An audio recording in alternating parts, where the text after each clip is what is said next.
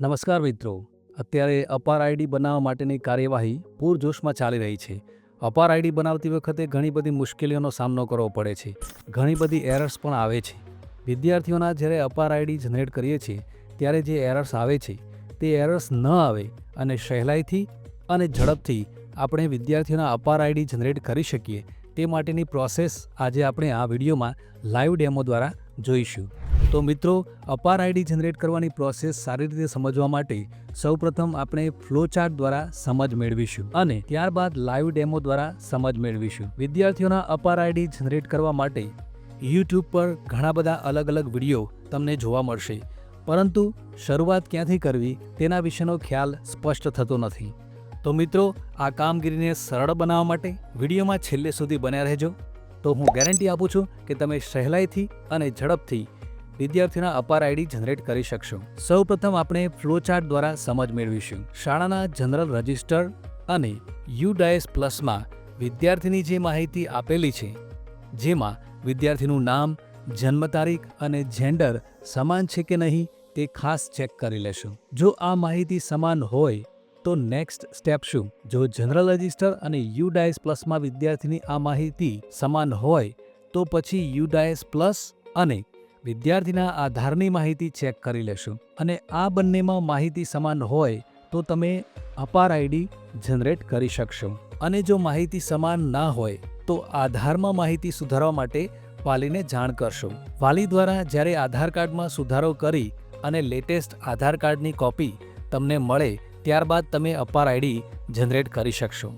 હવે જો general register અને યુડાયસ પ્લસમાં વિદ્યાર્થીના નામ, જન્મ તારીખ કે જેન્ડર સમાન ના હોય, કોઈ એકમાં માહિતીમાં ભૂલ જણાય તો શું કરવું? તો આપણે યુડાયસ પ્લસમાં શાળાના લોગિનમાંથી જે સામાન્ય સુધારા કરી શકીએ છીએ તે સુધારા કરી લેશો, અથવા તો તાલુકામાં MIS પાસે સુધારો કરાવી લેશો અને ત્યારબાદની પ્રોસેસ ઉપર ફ્લોચાર્ટમાં જે રીતે બતાવી છે તે પ્રમાણે પ્રોસેસ આગળ ચાલશે.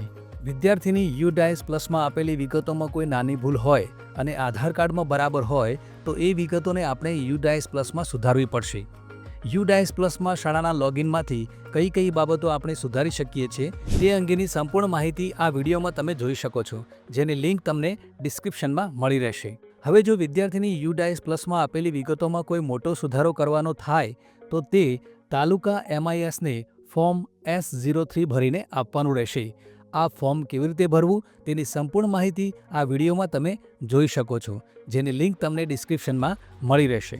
હવે પહેલાં યુડાયસ પ્લસમાં અને આધાર કાર્ડમાં તમામ વિગતો સમાન હોય તો અપાર આઈડી કેવી રીતે જનરેટ કરીશું જેથી કોઈપણ પ્રકારની એરર્સ ના આવે તેના વિશે સ્ટેપ બાય સ્ટેપ પહેલાં ફ્લો ચાર્ટ દ્વારા માહિતી મેળવીશું. સૌપ્રથમ વિદ્યાર્થીની જનરલ પ્રોફાઇલ અપડેટ કરી લેશો. ત્યારબાદ એક્ટિવ સ્ટુડન્ટમાં જઈ એ વિદ્યાર્થીનું આધાર વેલિડેટ કરી લેશું અને છેલ્લે વિદ્યાર્થીનું અપાર આઈડી જનરેટ કરીશું. તો ચાલો આ સમગ્ર પ્રોસેસને લાઈવ ડેમો દ્વારા જોઈએ. તો આપણે યુડાયસ પ્લસ સ્ટુડન્ટ મોડ્યુલમાં લોગિન થઈ અને સ્કૂલ ડેશબોર્ડ પર આવી ગયા છીએ. તો સૌપ્રથમ આપણે જે તે ધોરણના અપાર આઈડી જનરેટ કરવાના હોય તેની સામે વ્યૂ મેનેજ પર ક્લિક કરીશું. ત્યારબાદ જે વિદ્યાર્થીનું અપાર આઈડી જનરેટ કરવાનું છે તેનું નામ સર્ચ બોક્સમાં સર્ચ કરીશું અને તેની સામે આપેલા GP બટન પર ક્લિક કરીશું. ત્યારબાદ વિદ્યાર્થીની જે માહિતી તમારી સમક્ષ આવે તેમાં જે માહિતીમાં સુધારો કરવા લાયક હોય તે સુધારો કરી લેશો અને આધાર કાર્ડની વિગત ખાસ ચેક કરી લેશો. આધાર કાર્ડમાં સુધારો કરવાનો હોય તો do you want to change Aadhaar details in SDMS તેના પર ક્લિક કરીશું અને ત્યારબાદ વિદ્યાર્થીનો આધાર નંબર એન્ટર કરીશું અને આધાર કાર્ડમાં જે રીતે નામ દર્શાવ્યું છે તે જ પ્રમાણે બોક્સમાં તેનું નામ એન્ટર કરીશું અને સ્ક્રોલ કરી અને નીચે સેવ બટન પર ક્લિક કરીશું. આ પ્રમાણે જનરલ ડેટા અપડેટેડ સક્સેસફુલીનો મેસેજ આવશે. ત્યારબાદ લિસ્ટ ઓફ ઓલ સ્ટુડન્ટમાં ક્લિક કરી એક્ટિવ સ્ટુડન્ટ પર ક્લિક કરીશું અને ધોરણ સિલેક્ટ કરીશું. ત્યારબાદ જે વિદ્યાર્થીનું અપાર આઈડી જનરેટ કરવાનું છે તે વિદ્યાર્થીને આપણે સર્ચ બોક્સમાં સર્ચ કરીશું અને તે વિદ્યાર્થીની સામે આપેલ વેલિડેટ આધાર ફ્રોમ UIDAI પર ક્લિક કરીશું. ત્યારબાદ તમારી સમક્ષ એક મેસેજ આવશે, please check that the student details match with that mentioned in the Aadhaar. તો આધારની અંદર જે માહિતી આપેલી છે, વિદ્યાર્થીની જે વિગતો આપેલી છે તે જ પ્રમાણે વિગતો અહીં છે એ મેચ થતી હોય તો કન્ફર્મ પણ આપણે ક્લિક કરીશું. ત્યારબાદ વિદ્યાર્થીના નામની સામે તેનું આધારનું સ્ટેટસ બતાવશે, જેમાં વેરીફાઈડ થઈને આવેલું છે. મતલબ કે જે તે વિદ્યાર્થીનું નામ, જેન્ડર અને ડેટ ઓફ બર્થ એ વેરીફાઈડ થઈને આવેલું છે. આપણે અપાર મોડ્યુલ પર ક્લિક કરીશું અને જે તે વિદ્યાર્થીનો વર્ગ સિલેક્ટ કરીશું અને ગો પર ક્લિક કરીશું. ત્યારબાદ તે વિદ્યાર્થીને સર્ચ બોક્સમાં સર્ચ કરીશું અને વિદ્યાર્થીના નામની સામે આપેલ જનરેટ બટન પર ક્લિક કરીશું.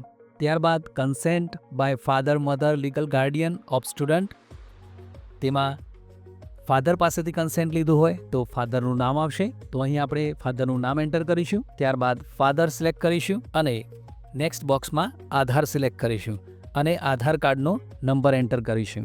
પ્લેસ ઓફ ફિઝિકલ કન્સેન્ટમાં સ્થળનું નામ લખીશું અને તારીખ પસંદ કરીશું. ત્યારબાદ સબમિટ પર ક્લિક કરીશું. ત્યારબાદ તમારી સમક્ષ એક મેસેજ આવશે, are you sure you want to generate APAAR ID with consent by father?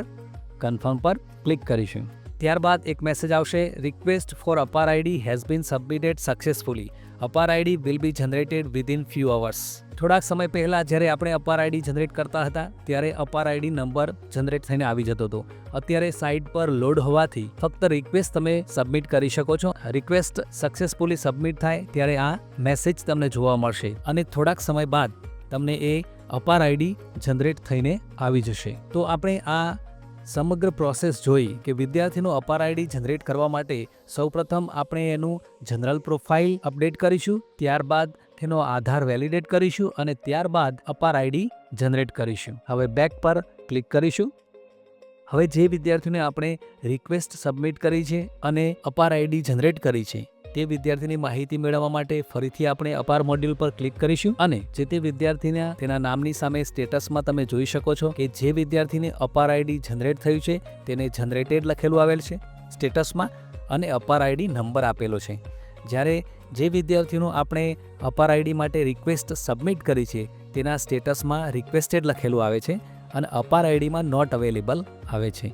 થોડાક સમય બાદ તેને અપાર આઈડી જનરેટ થઈને આવશે ત્યારે નંબર પણ એનો સાથે સ્ટેટસમાં બતાવશે. તો તમે મિત્રો જોયું કે આપણે અપાર આઈડી જનરેટ કરતી વખતે એક પણ પ્રકારની એરર્સ નથી આવી.